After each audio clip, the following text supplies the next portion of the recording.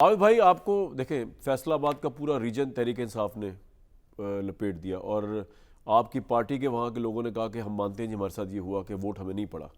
और मेरा ख्याल से नवाज शरीफ साहब जो है उनको भी एक धचका तो लगा कि जितना वो समझते उन्होंने कुर्बानियाँ दी अपनी ज़ाती और वैसे, उसके बावजूद उनको वोट उसका नहीं पड़ा। इमरान खान दिन ब दिन पॉपुलर होते गए, जेल में बैठ के ही पॉपुलर है। और उनमें एक बड़ी बात आपको लगता है कि ये भी है जो जिसका अजहर सदीक साहब ने कहा कि उन्होंने कोई एनआरओ नहीं किया, उन्होंने कोई डील नहीं की इस्टेब्लिशमेंट के साथ आज की डेट तक, इसलिए उनकी पजीराई बहुत ज़्यादा हो रही है, बाकी लोग डील करके चले गए। शायद साहब अल्हम्दुलिल्लाह मुझे भी 1 लाख से ज़्यादा वोट पड़ा। ठीक है, लिया वोट हमने लिया, हार जीत तो होती रहती है, हाँ, part of politics. Lakh vote पड़ा, सही वोट पड़ा ना फिर।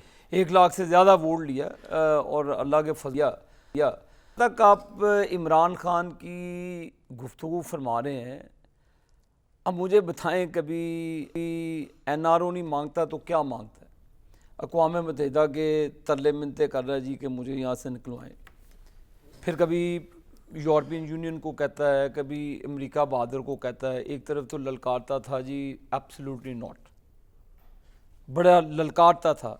फ़लस्तीन के हक़ में इनको चाहिए था कि ऑल पार्टी कॉन्फ्रेंस में हमसे जितने भी इनके इख्तलाफात थे मौजूद रहते, फ़लस्तीन के कॉज के लिए आते, क्योंकि इनको डर था कि इनके जो बुज़ुर्ग है जिनका ज़िक्र सुलंगी साहब ने किया, इसराइल, इनको ससुराल, वो नाराज़ हो जाएंगे, इसलिए ये फ़लस्तीन के कॉज में नहीं शामिल हुए। ये इन्होंने अपने इमरान खान इतना ज़रूरी है पाकिस्तान से इनके लिए, पाकिस्तान जाए भाड़ में, अस्तगफिरुल्लाह, पाकिस्तान की इकॉनमी शायद साहब आग लग जाए उसको। इनका फ़िलासफ़ी यही है कि जी इमरान खान। ये भी हजूर जनाब मोहतरम फरमा रहे थे डॉलर की शहद की नरें। इनको पूछें बिजली की कीमतें किन की दौर में ऊपर गई, डॉलर किसके दौर में ऊपर गया? अब ये कहेंगे जी पिछली हुकूमतों का कसूर है। 3.5-4 साल इनके पास रहे, सारे अदलिया आपके साथ, वो करप्ट तीन जो माजी के चीफ जस्टिस साहिबान थे। अजहर जमाली साहब का आपने सुना इंटरव्यू, जो एक्स चीफ जस्टिस थे जी। उन्होंने वो करतूत बताए उन चीफ जस्टिसों के जो मकरू चेहरे थे पाकिस्तान की अदलिया के ऊपर बदनमा दाग थे, जिन्होंने अदलिया को बेचा, जिन्होंने आइन को रद्द किया, उनकी बात करते हैं ये लोग। और ऊपर से कहते हैं जी कि हम अदलिया को फोल्ड करना चाहते हैं, हम अपने फोल्ड में लेना चाहते हैं। ये इस तरह की अदलिया थी जिन्होंने नवाज शरीफ को सजाएं दे दी। क्या कसूर था? उन्होंने अजहर जमाली साहब चीफ जस्टिस थे, उन्होंने कहा जी कि ये अकामे का तो रेफरेंस ही नहीं था, जैसे इनकी पिटीशन ही नहीं थी वो स्पेशल सीटों की, उस तरह वो पिटीशन में शामिल। अच्छे जजेस आ गए ना, अब आप सुप्रीम कोर्ट को रैप अप कर रहे हैं अच्छे जजेस के बावजूद। मेरी बात सुने शाहिद भाई, वो जो कम वक्त वो 3-4 जो रिटायर्ड चीफ जस्टिस साहिबान थे जिन्होंने पाकिस्तान का बेड़ा गर्क किया, जिन्होंने पाकिस्तान की बिसाख भेजी, इनको किन्होंने आईनी हक दे दिया कि एक ये 2 लोग बैठ के 26 करोड़ अवाम के वजीर आजम को कहिए आप घर चले जाए? ये कौन होते हैं?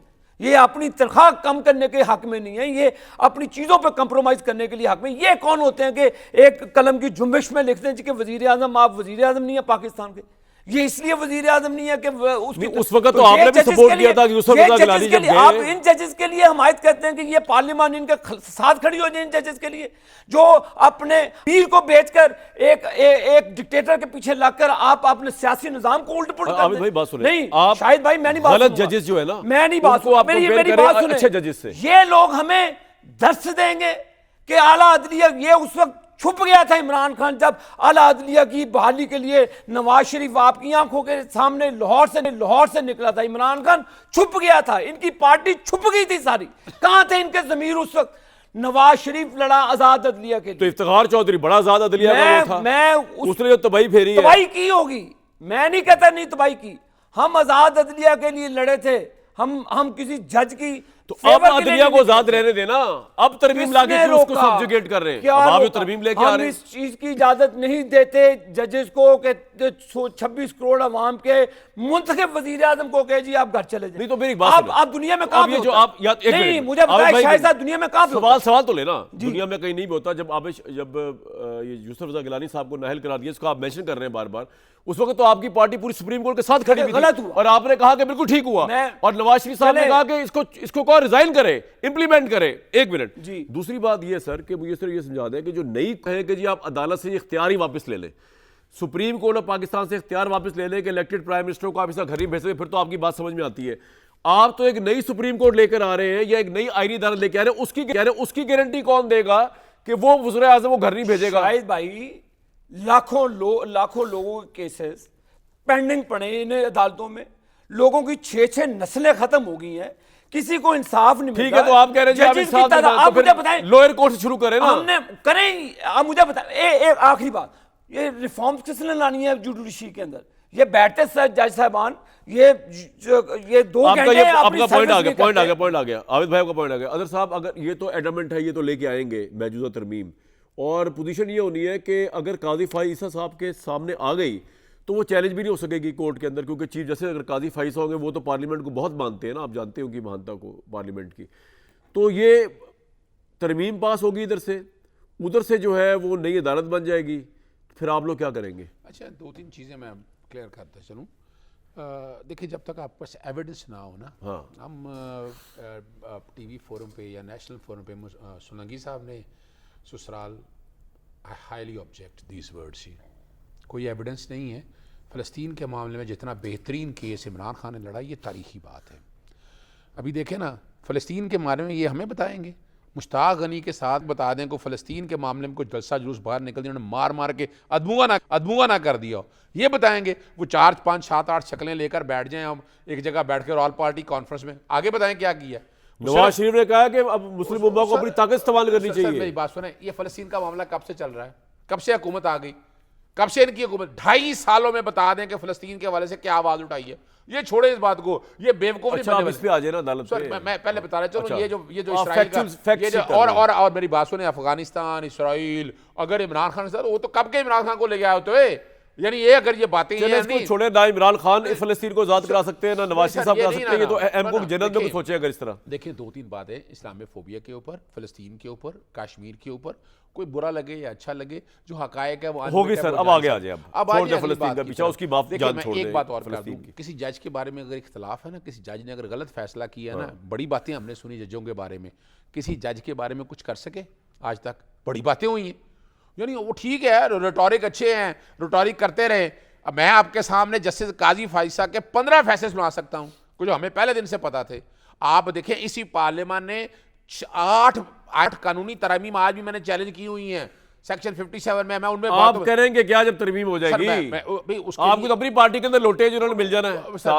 देखिए, मैं बताऊं, जहां तक एमएनएस वगैरह का था वो रोका था ताकि पार्लियामेंट की तरमीम जो है ना, ये होने से पहले अब तो होगी। सर, जब होगी तब देखी जाएगी। दूर के डोल सुहाने हैं, ये कोई नहीं। आप क्या करेंगे? लॉयर्स क्या करेंगे? मेरी बात सुनिएगा, एस्टैब्लिशमेंट ने अगर फ्रंट लाइन पे आकर खेला तो फिर हालात कुछ और है। अगर फ्रंट लाइन जहाँ खड़ी है ना, एस्टैब्लिशमेंट जहाँ खड़ी है ना, आज वहीं खड़ी रहे, इन्हें के अपने जोरे बाजू से तरमीम करा के दिखाएं आप, फिर देखते हैं तरमीम कैसी होगी। ये रिकॉर्ड भी बातें हैं। और हम आगे चलते हैं इस बात को, लॉयर्स की बाकायदा इजलास हो चुका हुआ है, लॉयर्स मूवमेंट शुरू हो चुकी हुई है। अभी देखे ना, आप एक आईनी तरमीम की बात कर रहे हैं, वो आईनी तरमीम ऐसी थी कि हमने ना भेड़ बकरियों की तरह नेशनल असेंबली के मेंबरान को, सेनेट को बैठाई रखा कि आ जाएगी, आज ही पास करनी है। नहीं हुई वो तो। सर बड़ा जरूरी पॉइंट है। बताए 54 उसमें शिक्के हैं, मैंने सारी शिक्के पढ़ी, मैंने तो चूंकि चैलेंज किया हुआ है। अब तो तमाम हाई कोर्टों में चली गई है कि वो शिक्के पहले बताएं कौम को कि है क्या। 18वीं तरमीम पहले चैलेंज हो सकती है, पहले अभी तो तरमीम अभी आई नहीं कोर्ट। उसकी 3 वजह समझें। देखिए ना, जैसे अभी आपने एक सवाल दिया कि फेडरल कोर्ट आ जाएगी तो चैलेंज नहीं हो सकती ना। अब सुप्रीम कोर्ट की जुरिस्डिक्शन आप एनहांस तो कर सकते हैं, ये लफ्ज बड़ा वाज़ेह है, ये आपको फेडरल लेजिस्लेटिव। लेकिन करेगा कौन तय? जब काजी फाइसा अगर चीफ जस्टिस होंगे, तरमीम पास हो जाएगी, उसके बाद आप लेके जाएंगे सुप्रीम कोर्ट के पास, और सुप्रीम कोर्ट कहेगी यार नोटिफिकेशन जारी हो गया, अब तो नई आईनी अदालत बन गई है। देखिए ना, क्वेश्चन बड़ा वाज़ेह है कि यही तरमीम को हवाले से ये कहा जाए क्या हमारे पास हाई कोर्टें नहीं है, हमारे पास सुप्रीम कोर्टें नहीं मौजूद है, हम फिर भी इस मामले को कोर्टों में लेकर जाएंगे, नंबर 1। नंबर 2, लेकिन उससे पहले तहरीक शुरू हो चुकी है। आपके लॉयर डिवाइडेड है सर। देखिए, मेरी बात सुने, लॉयर डिवाइडेड नहीं है, पीडीएम की हुकूमत जो एस्टैब्लिशमेंट के सरों पे चल रही है, जो उनके घुटनों के साथ लटक लटक के दौड़ती फिर रही है, उनके साथ अगर जो आज़ाद और खुद मुख्तार, अभी आज मैं एक प्रोग्राम में बैठा हुआ था, हसन पाशा साहब वाइस चेयरमैन थे, उन्होंने कहा ना किसी एक्सटेंशन, ना जस्टिस काजी फायजी साहब, ये लफ्ज़ उन्होंने कहे हैं। तो लॉयर्स मूवमेंट चलाएंगे? नहीं, देखिए लॉयर्स मूवमेंट भी चलेगी, और दूसरी बात बड़ी वाज़ेह तौर पर आपको बताना चलूँ, आइन है एक लिविंग डॉक्यूमेंट। यानी यहाँ मैं ना आज बैठे देख रहा था मिसाक जमहूरियत, उसमें लिखा है कि हमने हॉर्स ट्रेडिंग होने नहीं देनी। तो कौन होने दे रहा है? अभी क्या हुआ? इमरान खान भी अभी क्या हुआ? अभी क्या हुआ? अभी क्या? नहीं, मुझे पता है। नहीं, मुझे पता है। तो सेनेट वो में बकायदा। किसने तोड़ी वो? अच्छा, और एक और बड़ी जबरदस्त बात बताऊं। पूछे एक ब्रेक के लिए जाना नहीं, चाहूंगा। सिर्फ एक बात खत्म कर दूं। सेनेट में किसने बड़ी तोड़ी वो? मजेदार 18वीं माजी में नहीं बात करते नहीं, क्यों नहीं करनी? 18वीं अभी हॉर्स ट्रेडिंग इन्होंने बात की। मैं खत्म कर लूं बाद में। सेनेट में 18वीं तरमीम में इतनी बड़ी तादाद थी, 9 महीने लगाए बैठे हुए। क्या उस वक्त फेडरल नहीं आई, उनकी मर्जी जब भी आई। ना सर, ना उस वक्त फेडरल कॉन्स्टिट्यूशन कोड रद्द कर दी गई। अगर बनाते उस वक्त आप नहीं बनाई, अब बना रहे हैं आपको सर, कंट्रोल करने के लिए। आपको समझ नहीं आ रही बात? ये 18वीं आपको कंट्रोल करने के लिए बनाया हाँ, जा ये रहा है। आपकी हरकतों को कंट्रोल। असल बात ये है। और ये मुर्जा सुरंगी बताएंगे। और ये एस्टैब्लिशमेंट का जो इसको सपोर्ट कर रहे हैं वो एस्टैब्लिशमेंट के खिलाड़ी है भाई, आप सीधी सी बात है। एस्टैब्लिशमेंट के खिलाड़ी रहे। मेरी एक बात कौन ऐसा है जो खिलाड़ी नहीं है? देखिए मैं जो इमरान खान साहब इसके सर पे आए थे। मेरी इस वक्त शहबाज शरीफ साहब नहीं, कह ले आप। नहीं, 85 से ये लेकर खुद अब आगे तक थे। एस्टैब्लिशमेंट के सबसे जो खिलाड़ी नहीं, ये है, खुद आए। को जारी रहने दे। ये आप खुद बस आए थे।